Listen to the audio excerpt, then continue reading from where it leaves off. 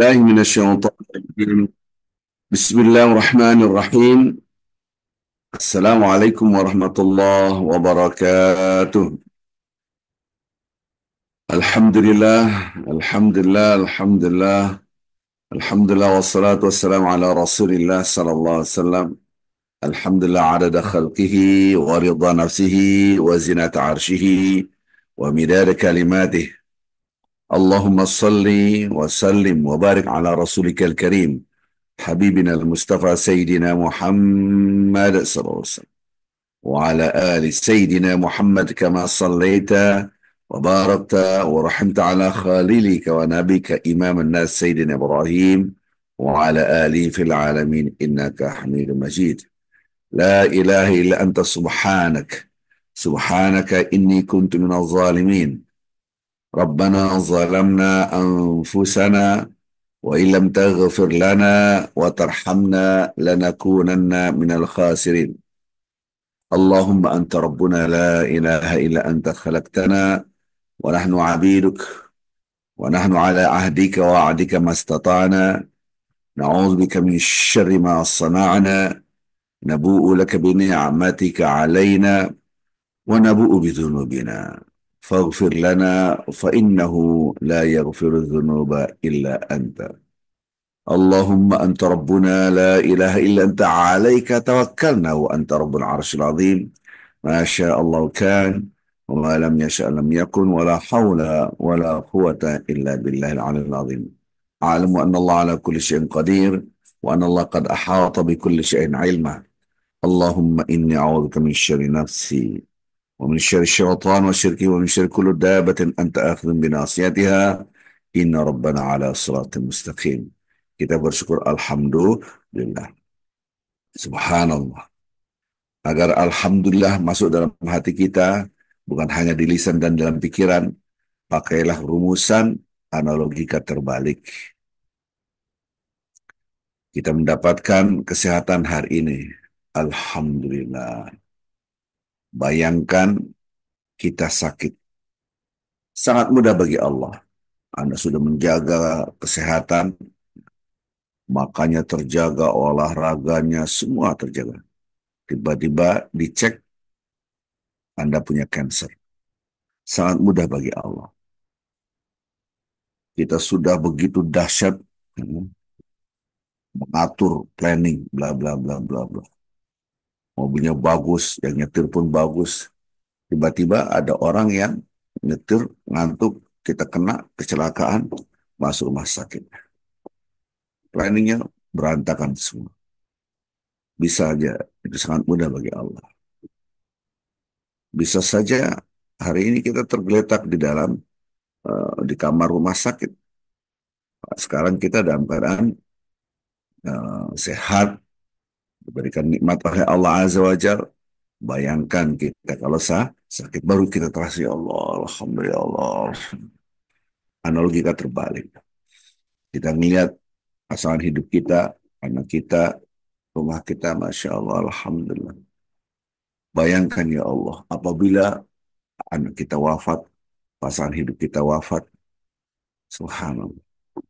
Baru terasa ya Allah, Alhamdulillah, ya Allah, Alhamdulillah. Coba bayangkan. Begitulah rasa syukur dengan analogika terbalik.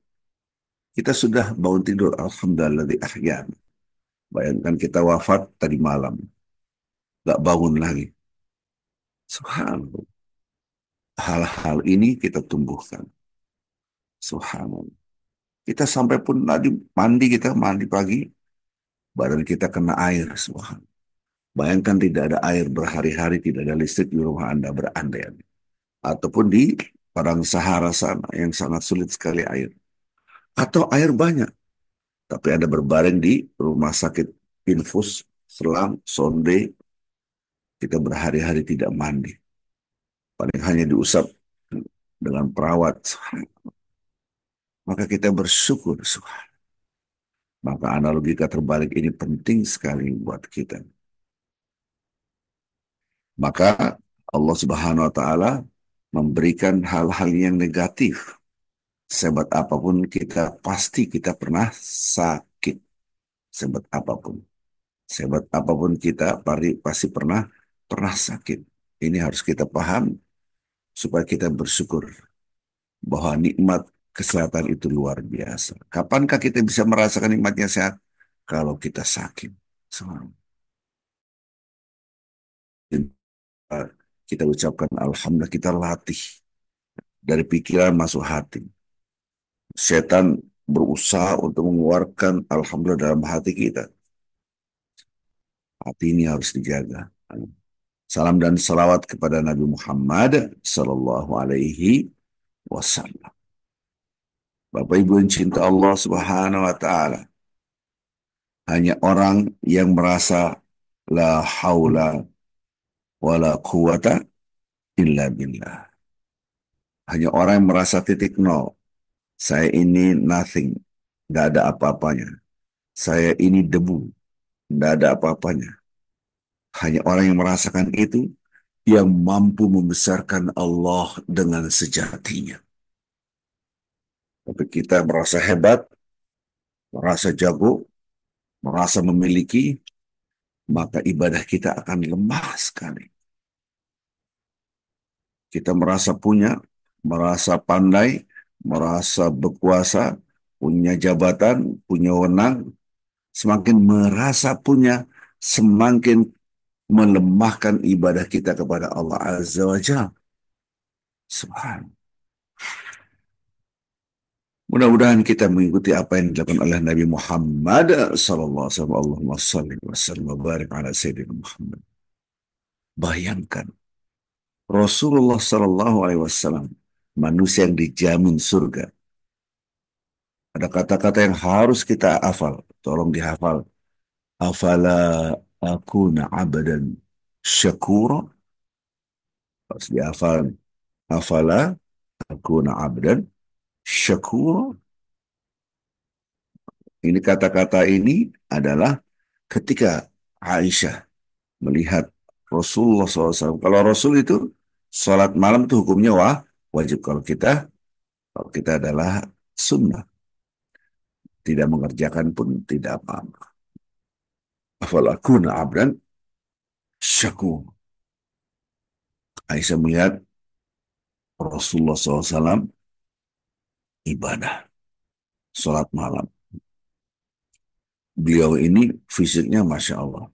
Sangat-sangat kuat sekali. Ya manusia pilihan.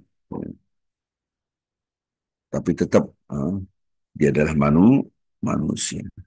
Kata-kata Aisyah, ya Rasulullah, ini karena saking cintanya, udahlah, istirahatlah, kasihan. Rasa cinta kepada suaminya yang begitu capek, istirahat. Ini ungkapan kecintaan. Maksudnya gimana? Tidak usah berlebihan lah. Bukankah engkau ini dijamin surga? Ya pastilah Rasul dijamin surga. Dosa-dosa engkau yang lalu, dosa-dosa yang akan datang sudah dihapuskan, sudah jalan surga. Karena ingat kakinya sampai bengkak-bengkak, sakit-sakit. Subhanallah. Maka diucapkanlah Rasulullah SAW, afala akun abdan syakur. Harusnya aku ini harus menjadi hamba yang bersyukur. Bukankah aku ini harus menjadi hamba yang bersyukur?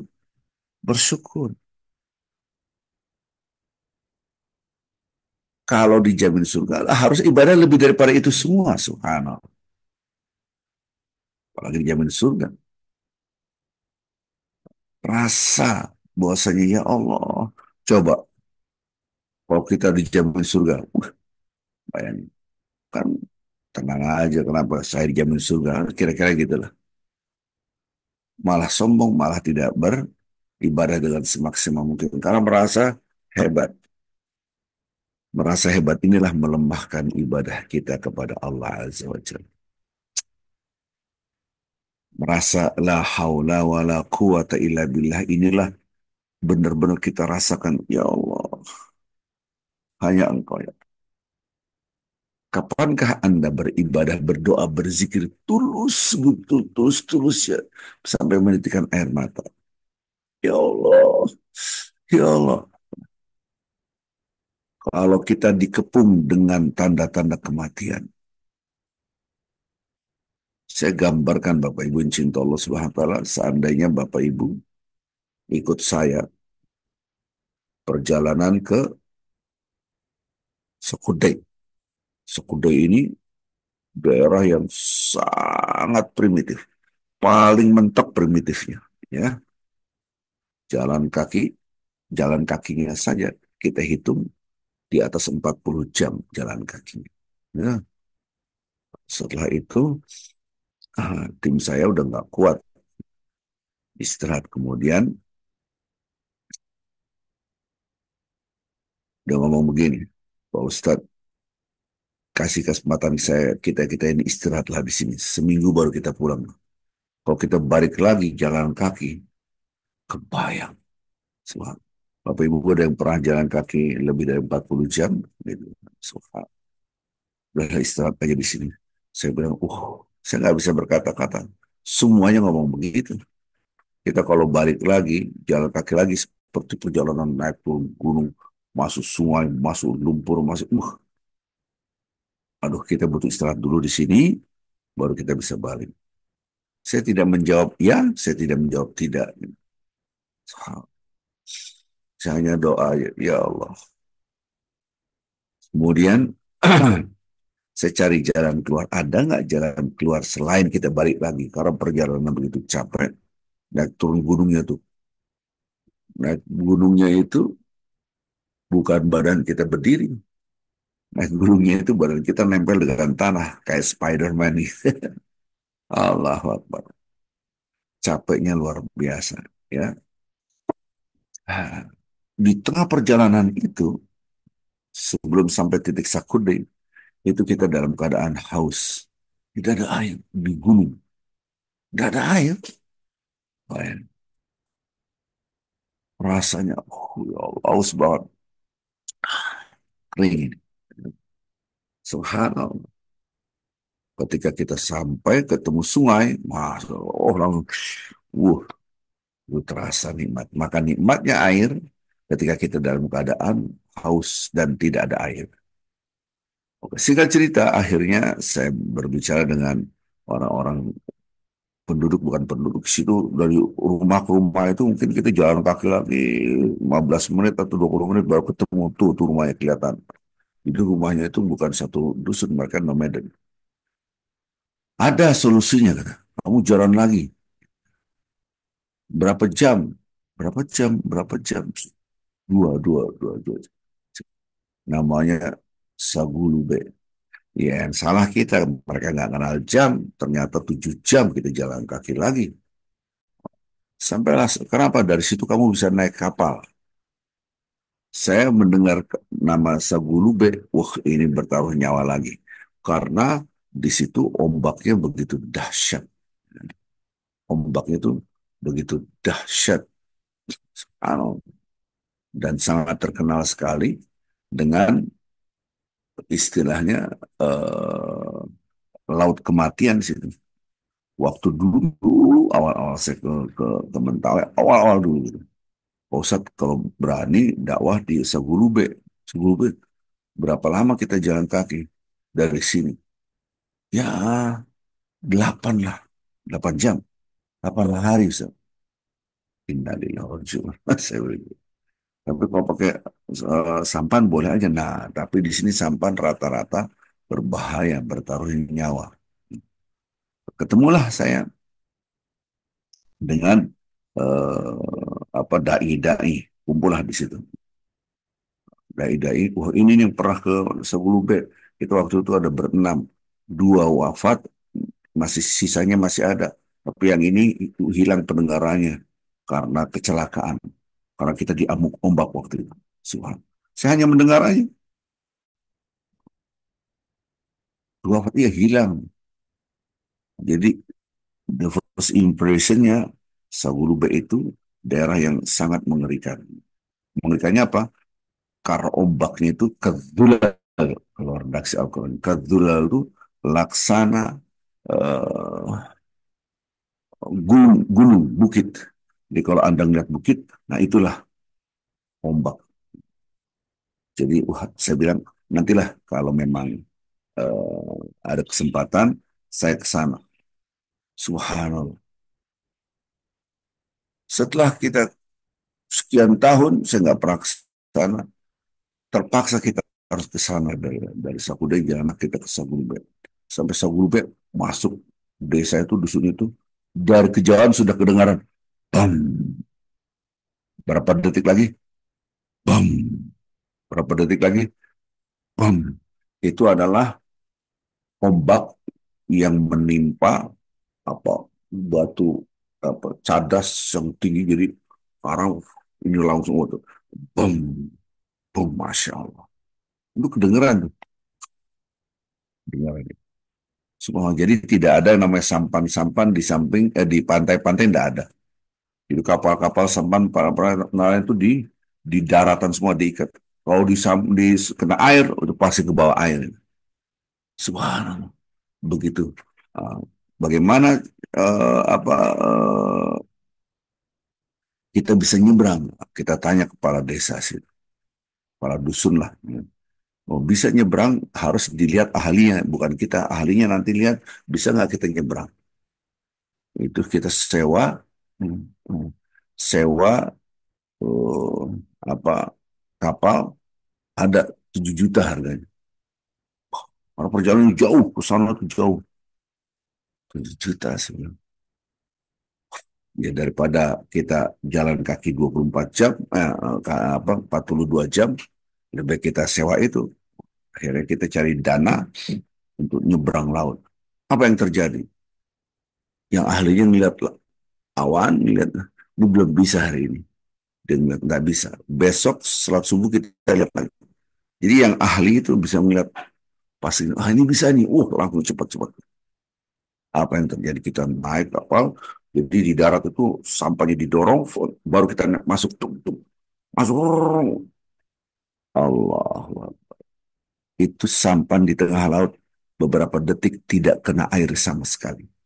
Bayangin, itu sampan itu pas ngeliat ombak, Allahu Akbar. Ini ombak, Masya Allah. Itu ombak seperti bukit. Inilah gambaran Al-Quran. Kezulal Allah. Jadi ketika kita naik itu, diangkat. Kata, kata, kata, kata, kata, kata. Jadi si sampan itu diangkat oleh ombak. Disitulah baru kita terasa zikir yang dahsyat. Ya, kayaknya mati ini. Subhanallah. Kapankah Anda berzikir dahsyat kalau kita sampai titik nol? Alam memaksa kita merasakan la haula wala quwata illa billah. Divonis oleh dokter, ini mah nggak ada harapan untuk hidup. Ini nggak mungkin hidup. Udah di apa namanya, udah di ICU. Oh, ini seorang suami masuk, kata dokter, suami Anda ya kita hanya usaha aja lah. Tapi harapannya tipis. Wah Allah, tolong. Oh, telepon Ustaz, telepon anak-anak yatim, tolong doain suami saya kan gitu. Yang merasakan dahsyat ya Allah itu adalah istrinya. Ya suami saya wafat nih ya suami. Kira-kira gitu lah gambarnya. Nah, bayangkan Bapak Ibu, kalau kita dalam keadaan titik nol, zikirnya luar biasa. Orang yang merasa ini hebat, maka memuji Allahnya itu lemah. Kalau pakaiannya sudah kayak Ustaz ini, pakai putih-putih, putih-putih. Ngukur ibadah dia itu dari tutur katanya. Dia memuji dirinya, itu menunjukkan ibadahnya lemah. Oh, dikit-dikit saya, dikit-dikit saya, oh saya punya ini, saya punya ini, oh saya hebat. Saya, apalagi di WA Group selalu menunjukkan who am I, gitu kan. Wah saya isi seminar internasional, wah saya diundang ini, wah saya selalu fotonya menunjukkan who am I. Justru itulah menunjukkan lemahnya ibadah dia. Dan setan tidak takut. Dan orang-orang yang beribadah seperti ini.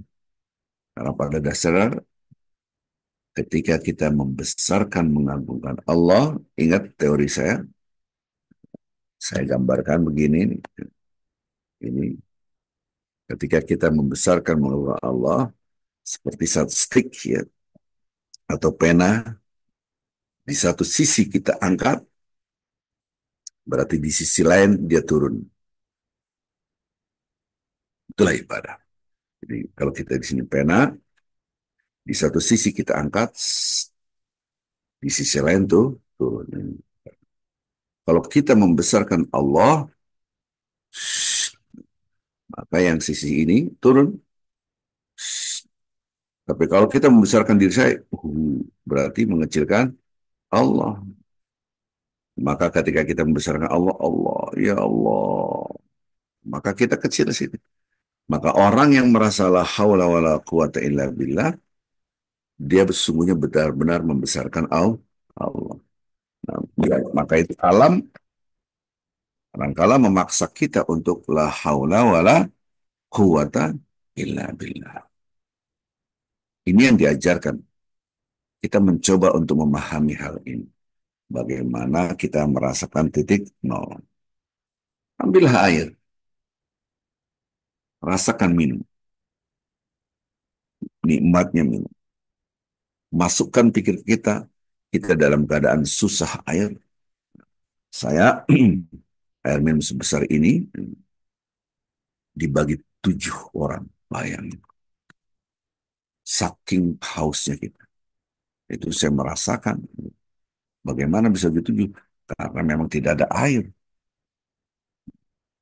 Pas kita ketemu pohon kelapa, wah seperti kita melihat pohon emas. Masya Allah, luar biasa nikmatnya. Jadi setelah saya dari Sakuda itu kalau melihat di Jakarta ngeliat es kelapa tuh langsung ingat, oh dulu tuh Masya Allah, ini yang mau nolong saya ini kelapa. Kira-kira gitu. Kita perjalanan begitu jauh, biasanya kita bawa gula aren. Gula aren ini di dalamnya kayak glukosa, jadi kalau kita lapar makannya itu langsung sehat kembali. Gitu kan. Kalau kita bawa beras, bawa roti ya pasti habis lah berhari-hari kita jalan. Ya. Maka itu kita bawa gula aren, bawa air mineral. Air mineral pasti habis, nanti botolnya itu manfaat untuk ketika kita ketemu sungai. Kita isi lagi, kita minum dari air. Subhanallah. Maka ketika Anda dalam keadaan tidak punya apa-apa, ya Allah, saya nggak punya apa-apa, ya Allah, baru terasa. Ya. Kita alhamdulillah nikmat, nikmat, nikmat, nikmat, nikmat, nikmat, nikmat. Sehingga kita mengurangi rasa la haula wala quwata illa billah, sehingga ibadah kita semakin lemah. Maka itu banyak orang gagal dalam nikmat, bukan dalam sengsaraan. Kebanyakan orang gagal ujiannya, ujian nikmat, bukan ujian kesengsaraan. Karena ujian hanya dua, sengsara atau nikmat hanya dua. Ujian itu hanya dua, nikmat atau sengsara. Ketika saya dipuji orang, itu nikmat. Iya, tapi itulah yang menyebabkan kita gagal dalam ujian. Ketika orang menghina kita, menghina, menfitnah, fitnahnya nyebar kemana-mana. Ya Allah, saya nggak begitu. Ya Allah, saya nggak begitu. Ya. Kenapa orang-orang ngomong, wah, baru terasa itu. Baru terasa dahsyatnya ibadah. Maka itu hati-hati dengan nikmat Allah. Karena nikmat itu kadangkala justru melemahkan ibadah kita. Anda dapat penghargaan. Allah, dapat lencana, atau apapun nama penghargaan. Dapat bintang, dapat apapun bentuknya. Apa yang terjadi? Lihat saya. Wah hebat. Kamu belum tentu dapat kayak saya. Kamu siapa? Kamu siapa belum kenal saya kan? Kamu, wah saya, oh saya. Terus ibadahnya Allahu Akbar. Nggak ada, nggak ada artinya takbiratul ihram itu.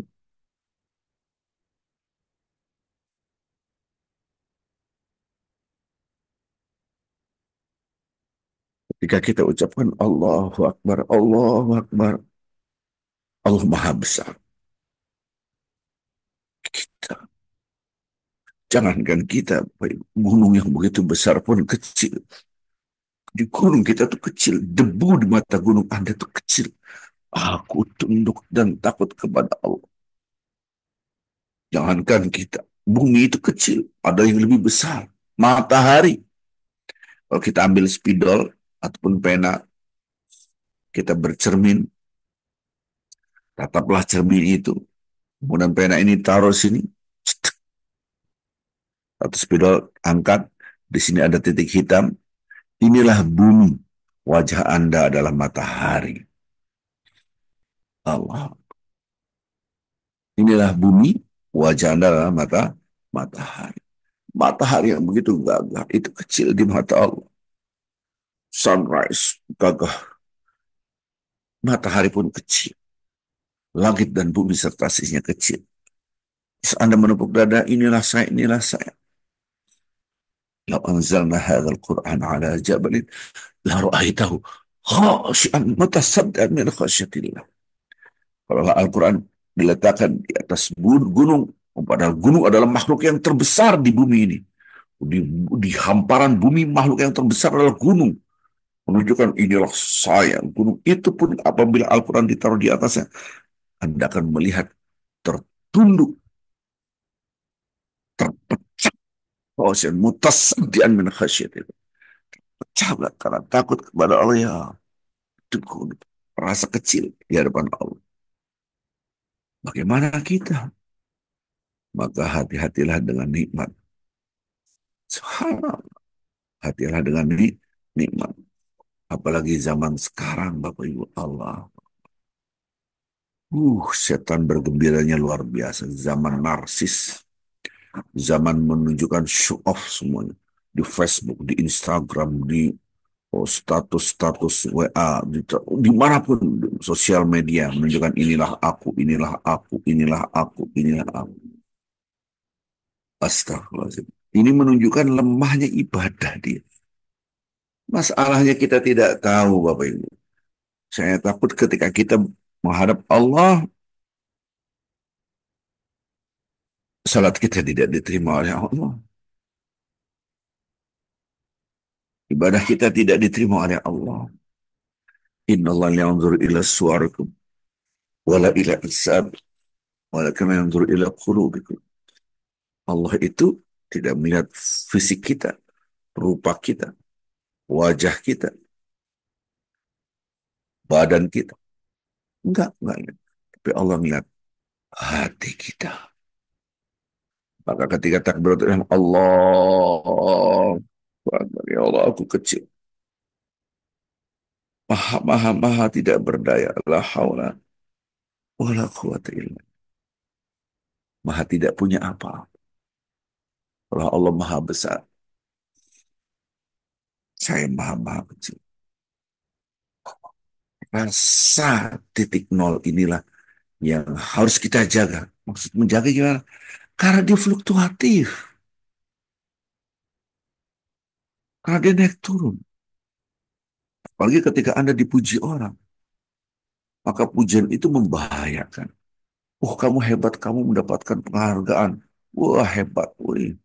Followernya banyak, yang subscribe banyak, yang partisipannya banyak, yang pendukungnya banyak, yang akhirnya masuklah setan dalam hati kita. Oh, saya berapa followernya? Cuma sedikit, banyakkan saya, mesti nggak kenal saya. Terus Anda takbiratul ihram nol. Soal, bukankah bukankah makhluk yang pertama yang diusir dari rahmat Allah, yaitu iblis, diusir dari surga karena mengatakan anak khair min khalaqtani min nar khalaqtu min tin.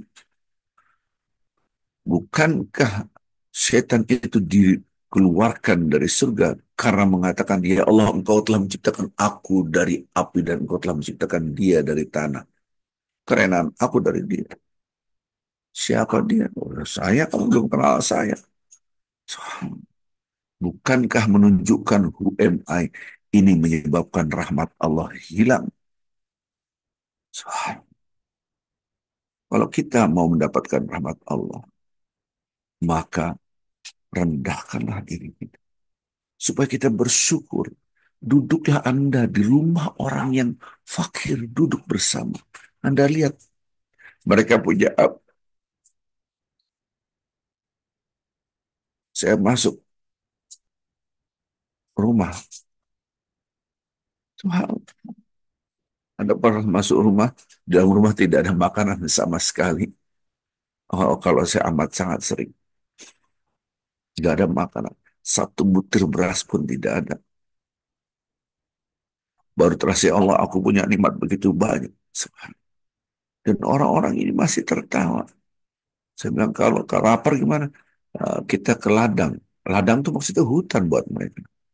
Mereka tidak kenal hutan. Istilahnya ladang. Allah. Mereka kalau mau makan daging ya babi, makanya apalagi. Dia berburu dapat babi, ya makan babi.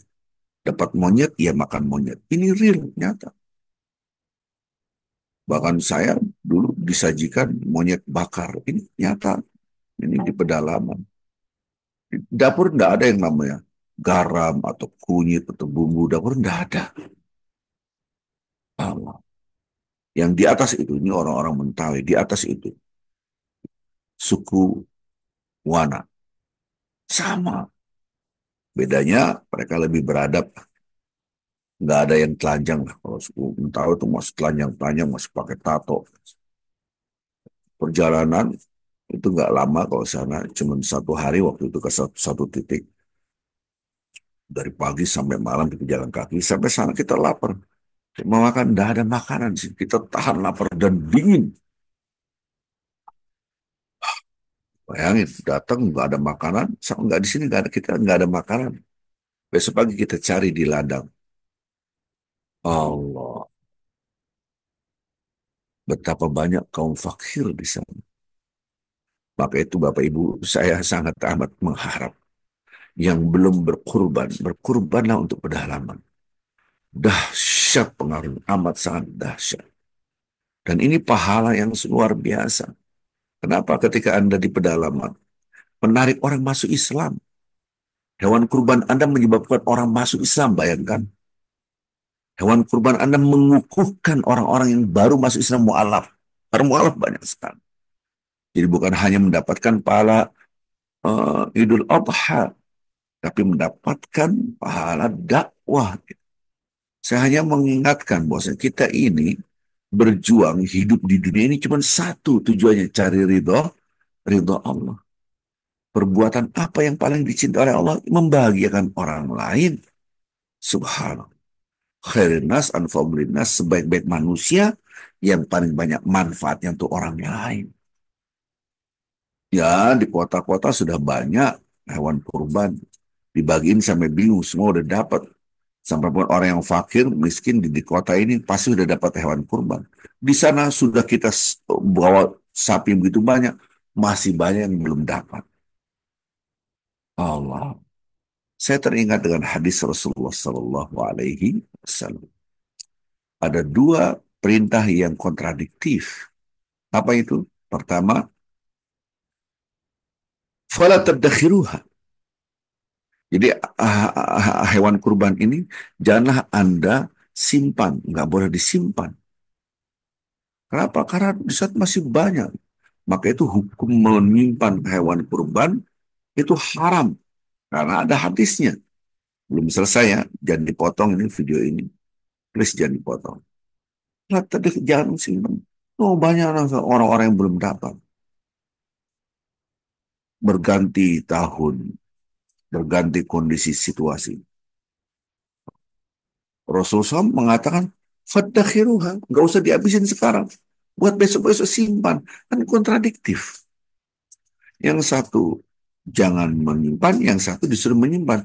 Jangan dihabisin sekarang, besok-besok kan bisa. Kalau bahasa zaman sekarang, kalau zaman sekarang, masukin kulkas lah buat besok.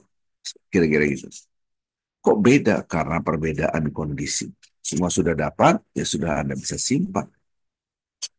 Dari hadis ini saya lihat, bayangkan di pedalaman masih banyak orang yang tidak pernah makan, mulutnya tidak pernah tersentuh dengan daging yang halal, sapi. Maka buat bagi kita yang sudah tahu ini, mari kita, itu saudara kita, para mu'alaf. Mudah-mudahan ceramah yang singkat ini bisa menggugah kita. Hati-hati dengan nikmat, hati-hati dengan pujian. Eh, Maka itu hanya orang yang merasa banyak dosa, dia banyak beristighfar. Nabi Muhammad SAW, beliau itu maksum. Istighfarnya satu hari 100 kali. Dalam hadis 70 kali, yang lainnya 100 kali. Kita tidak maksum. Maksum itu apa?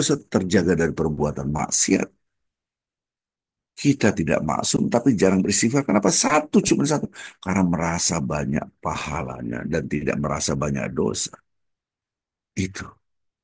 Mudah-mudahan dengan cara insya Allah besok kita ketemu kembali Bapak Ibu yang cinta Allah Subhanahu wa taala. Ini tausiah singkat, mudah-mudahan ada manfaat. Subhanakallah bihamdik asyhadu an la ilaha illa anta astaghfiruka wa atubu ilaik. Assalamualaikum warahmatullahi wabarakatuh. Syukron, Syekh. Assalamualaikum. Afwan, Pak Waalaikumsalam. Terima kasih Terima Pak kasih Ustadz. Pak Waalaikumsalam Ustadz. warahmatullahi wabarakatuh.